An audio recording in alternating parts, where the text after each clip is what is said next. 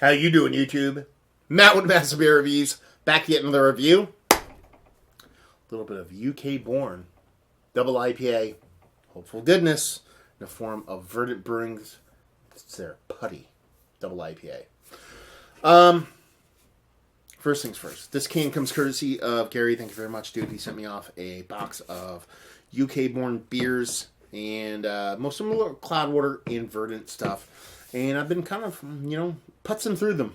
And I've been pretty impressed with what I've been sent. Now, usually when people send me beers, they send me the best of the best. But, I'm getting 4 offerings from each brewery. It's a pretty good kind of test base for a beer. Especially, it's mostly hop-forward stuff. So, it's definitely fitting the bill of the new school kind of New England-style IPAs. But, anyway, thank you very much, dude. Second off, Verdant. I've dug I think it's been 2 beers I've had so far. I've dug them. Haven't wowed me, but I was quite impressed. Now, what has wowed me is these labels. These feel so good, man. I just want to rub them. I know it sounds silly for me to kind of go geeking over the labels so much, but man, the texture on these labels are fucking crazy good. As far as what it says in this can, I know, I'm fucking freaking out over a label. It's weird. Verdant Brewing Company Putty Double IPA. On the back here it says, we said we wouldn't, but we have. Originally released for Hop City 2017 and now resurrected for those January blues. Huge mango, apricot, and pineapple swirl around and mesmerizing. I screwed this up in the unboxing too. I'm not going to read it. Mesmerizing, unticious manner and a joyful abandon to moderation of any kind. It's a whole bunch of vegan stuff going on here, so yeah, it has that going for it. And it's 8% alcohol by volume. Label-wise, it's cool. It's hops. It's a picture of hops with lettering. But it's done really well, and the label's fucking sexual fucking gloriousness when you touch it. And it's hard to kind of explain. It's like, why are you freaking out over these labels so much? Man, you just gotta touch these things. I'm telling you. Tactilely, or whatever you want to call it, they're just fucking delicious. Date on this is January 17th, 2018. This is the 1st or 2nd of February, so she ain't that old. Let's put it that way. What do we have here?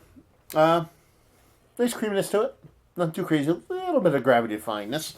About a pinky's worth. Kind of medium neurotic kind of bubbles going throughout there. And she's got that super haze. Big, thick, dense butternut squash soup with a nice kind of dark orange core to it. So it definitely looks like kind of that hazy kind of double IPA goodness that people have come to know and love. See if we get a nose on her. That's dense. Man. There's a density to this. It's your usual suspects. When you talk about a big, rich, dense, New England style kind of double IPA, but there's an added thickness to it. Like 3 C's at the end kind of thick. There's, the hop green is the kind of, tomato stocky weediness, but it's so thick, it's kind of uber rounded. There's a bit of onion vibes going on in there too. There's kind of mango skin, kind of bitterness. The bitterness drives today, leads the way. But I think it's going to flip the script. I think there's going to be a decent sweetness there in the mouth. But the amount of density is going. Just feeling it. It just feels heavy. When you smell it, it smells heavy. Like almost like when you drink it, it's going to be like somewhere beyond thick. It's not a super impactful nose. It's not like you're sitting there kind of 2x4 you in the face, full of different kind of fruits and flavors and all those kind of things. What it's giving you is just robust, just meatiness, density. Cheers.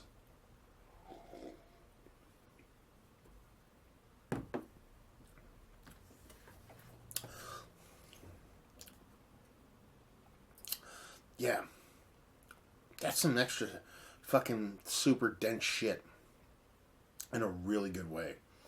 I've never, in my life, had that much kind of mango apricot kind of thing going on than I have going on here. It's just huge and dense. But drinkable. That green that's in there, is like straight up, like super high test grass clipping green. It's not weedy green. It's not pulling weed. It's not tomato stalky green.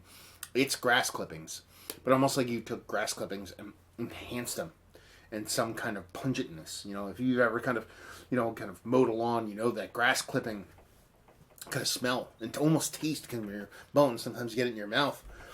It's like that, but fucking on HGH, like steroids, like craziness.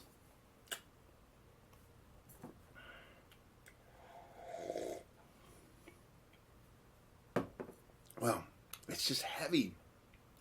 It just feels heavy, tastes heavy, but it's drinkable. That's the thing. It's not a chore to drink. It's not like, oh my god, it's so thick. No, it just tastes super dense, but at the same time, it's super drinkable. This is super interesting. Yeah. The level of that apricot in there, and I don't call that out that much, it's super intense. This is a tasty beer. No question.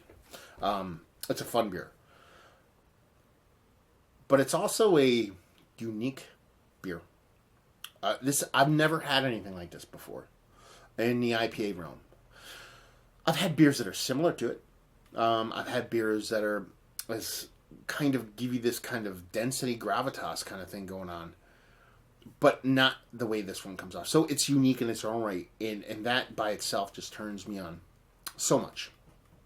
That this is like, okay, if I had this beer again, I would hope, and I can't say for sure, but I would hope if I drank this blind, I go, oh, that's fucking Verdant Putty. You know what I mean? I think it's that distinct. And for a world filled with double IPAs, a world filled with these hazy, crazy New England style double IPAs that are, 9,000 million voices, to find one voice that is so distinct is pretty fucking interesting. And that in of itself is a cap tipper for me. So yeah. Yeah. A kind of mango skinny apricot thing out of this world. The density of it while still being drinkable. So unique. That amped up grass clipping thing that's turning me on so much. One of the best double IPAs I've ever had.